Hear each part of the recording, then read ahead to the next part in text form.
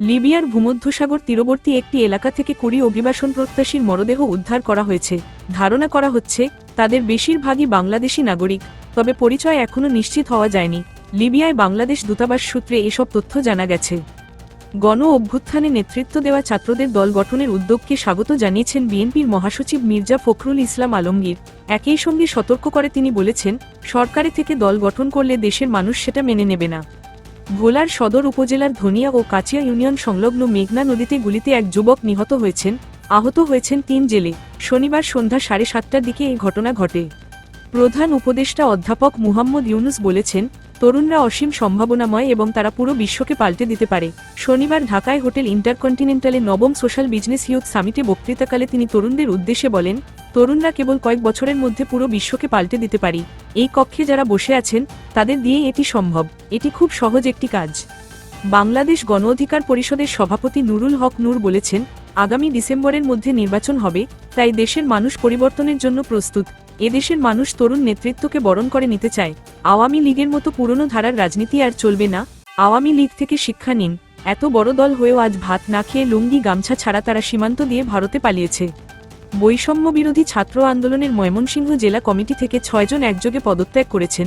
শনিবার 1 ফেব্রুয়ারি লিখিতভাবে এই ঘোষণা দেন তারা। পদত্যাগকারীরা ছাত্রদলের কর্মী বলে জানা গেছে। তারা হলেন কাউসার হাসান মিয়াদ, আসান উল্লাহ হৃদয়, রিসাদুল আলম প্রিন্স, তানজিনা ইমি, সাদিয়া জাহান মিম, মেহেদি হাসান চঞ্চল। গুরুতর অসুস্থ ফরিদা পারভিন নেওয়া হয়েছে আইসিইউতে। আন্তর্জাতিক হিজাব দিবস উপলক্ষে ঢাকা বিশ্ববিদ্যালয়ে প্রথমবারের মতো হিজাব র্যালি হয়েছে। আন্তর্জাতিক হিজাব দিবস উপলক্ষে র্যালির আয়োজন করে প্রোটেস্ট এগেইনস্ট হিজাবোফোবিয়া ঢাকা ইউনিভার্সিটি নামের একটি সংগঠন। সরকারি তিতুমির কলেজকে বিশ্ববিদ্যালয়ে রূপান্তরের দাবিতে চলমান আন্দোলনের বিষয়ে বিবৃতি দিয়েছে শিক্ষা মন্ত্রণালয়। তবে মন্ত্রণালয়ের বিবৃতি প্রত্যাখ্যান তিতুমির কলেজকে বিশ্ববিদ্যালয় স্বীকৃতির এক দফা দাবিতে আমরণ অনশন কর্মসূচি চালিয়ে যাওয়ার ঘোষণা দিয়েছেন শিক্ষার্থীরা। কক্সবাজারের টেকনাফে যৌথ অভিযানে 1,60,000 পিস ইয়াবাসহ এক মাদক পাচারকারীকে আটক করে কোস্টগার্ড ও র্যাবের যৌথ বাহিনী। অভিযান চলাকালে পালাতে গিয়ে এক মাদক কারবারির মৃত্যু।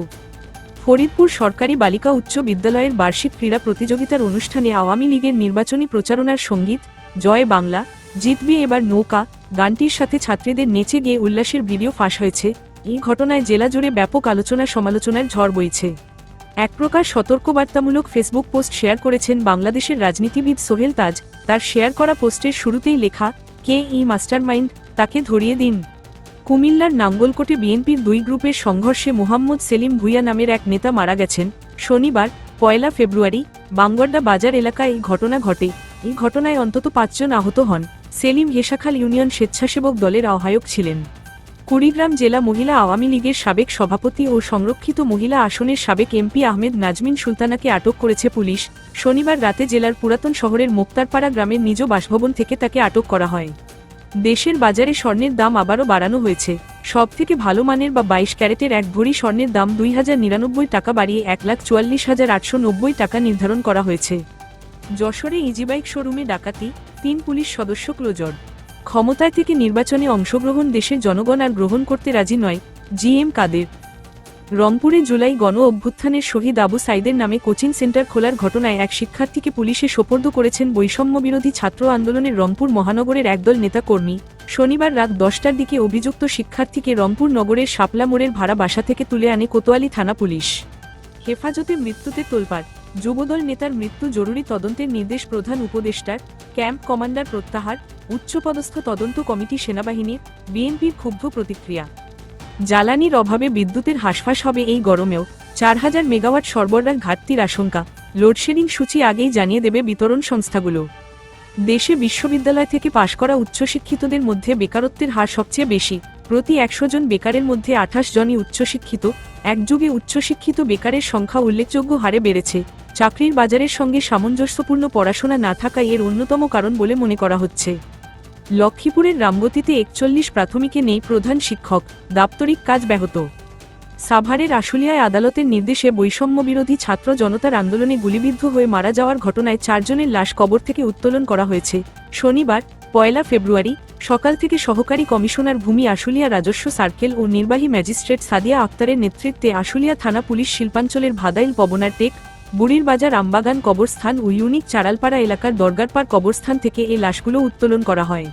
এবারের বিপিএলের শেষ চারের লড়াই শুরু হচ্ছে রোববার 2রা ফেব্রুয়ারি। এবারের বিপিএলের আসরে খেলার চেয়ে ধুলা এত বেশি উঠছে, মাঠে ভালো পারফরম্যান্সেও হারিয়ে যাওয়ার উপক্রম।